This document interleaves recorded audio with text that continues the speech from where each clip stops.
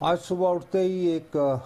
اور audio leak آئی جس میں مبینہ طور پر سابق خاتون اول جو ہیں زلفی بخاری صاحب، جو کہ عمران خان صاحب کے بہت بااعتماد اور دست راست ہیں، ان سے یہ درخواست کرتی مبینہ طور پر سنائی دی کہ جی عمران خان صاحب کے پاس کچھ گھڑیاں ہیں جنہیں وہ استعمال نہیں کرتے، تو آپ انہیں بکوانے میں مدد دیں۔ شاید اس آڈیو کو میں زیر بحث نہ لاتا، عمران خان کے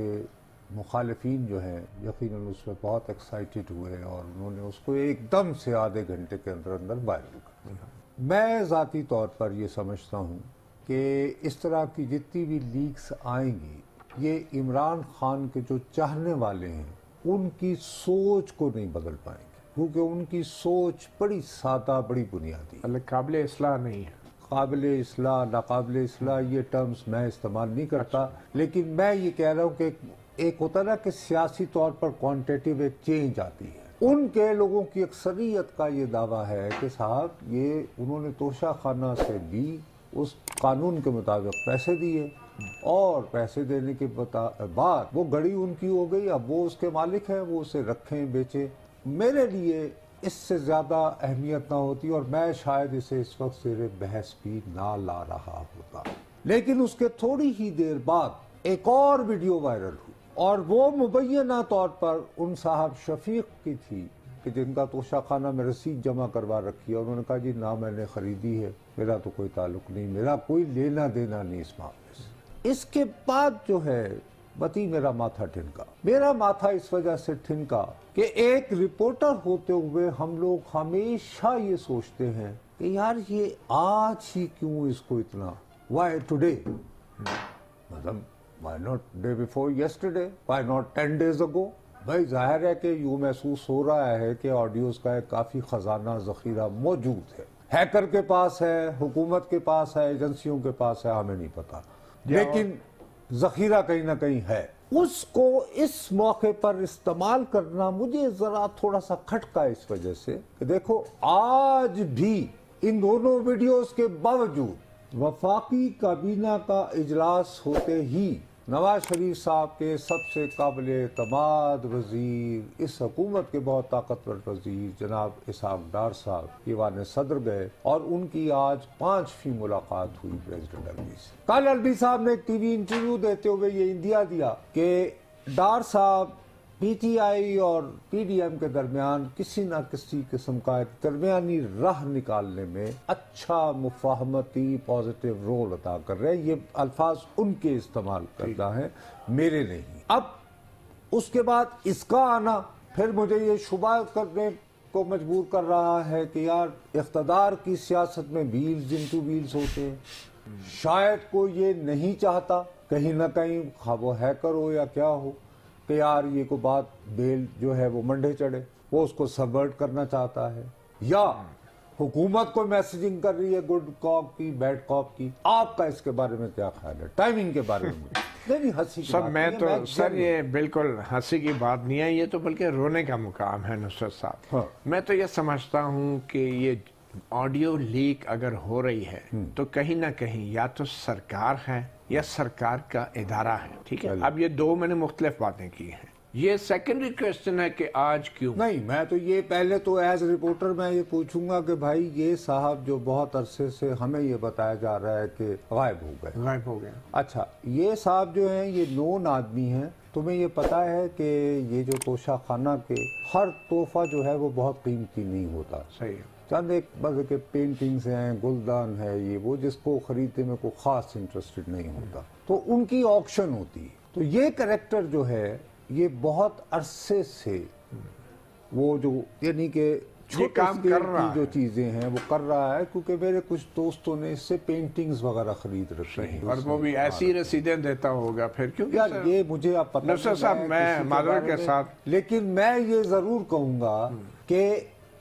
اس بندے کا اب منظر عام پر آنا یہ سوال اٹھانے کو مجبور کرتا ہے کہ کیا یہ حکومت کے پاس ہے، اس وقت کہاں ہے یہ بندہ، حفاظتی تحویل میں ہے، کون سے ملک میں ہے، پاکستان میں ہے، اور اس کے اس بیان سے حاصل کرنا کیا مطلوب ہے؟ دیکھو یہ بہت آسان اور ہوتا کیا ہے۔ یہ نصرت صاحب حکومت کے لیے مشکل ہے یہ جاننا کہ یہ شخص کہاں پہ ہے اس وقت، کیا آج تک حکومت نے اس کو تلاش کرنے کی کوشش ہی نہیں کی؟ یہ میں نہیں مانتا. میں سمجھتا ہوں کہ یہ اس وقت جہاں بھی ہے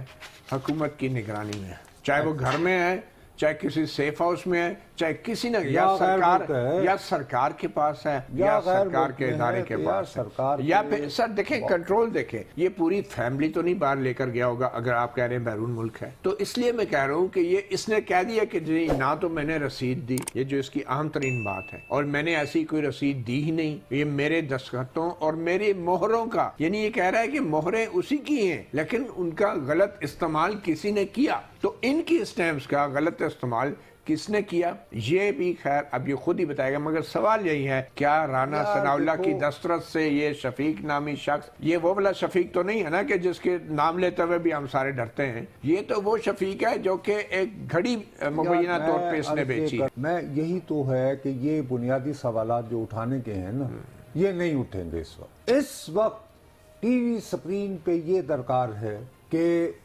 آپ نے آج کے بعد آپ کو یقین آ گیا گھڑی چور کا لفظ، ہاں، یا دوسری طرف کہ جی یہ کیا ہے، ہاں، ساری گفتگو اسی پہ ہونی ہے. اس میں اہم ترین بات یہ ہے کہ جن کا زلفی بخاری صاحب کا نام، ان کا تھوڑی دیر پہلے، کوئی 2-3 گھنٹے پہلے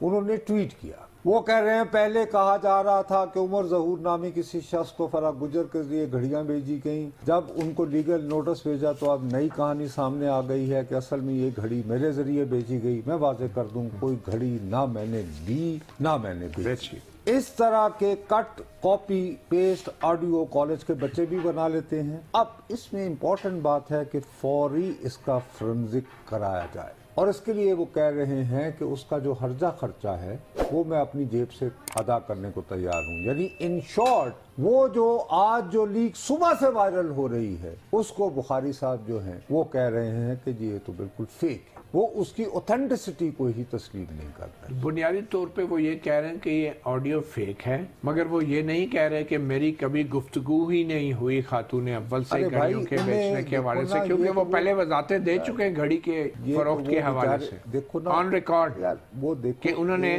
کتنے میں وہ گھڑی بکی اور کہاں بکی. ہوتی ہے ایک جنرل گفتگو. میں ابھی کہہ رہا ہوں کہ آج کی ویڈیوز کے حوالے سے اسپیسیفکلی جو وہ کہہ رہے ہیں وہ اس کی اوتھینٹسٹی کو ہی کوسچن چیلنج کر رہے ہیں. ٹھیک ہے نا؟ تو اس کی وجہ کیا؟ اچھا اب میری سمجھ میں میں دوبارہ یہ کہہ رہا ہوں کہ آج اس کا آنا، کہ کل سے یہ بات چل رہی ہے کہ یار الوی صاحب کی وجہ سے، ان کی معاونت سے کوئی نہ کوئی درمیانی راہ نکل رہی ہے،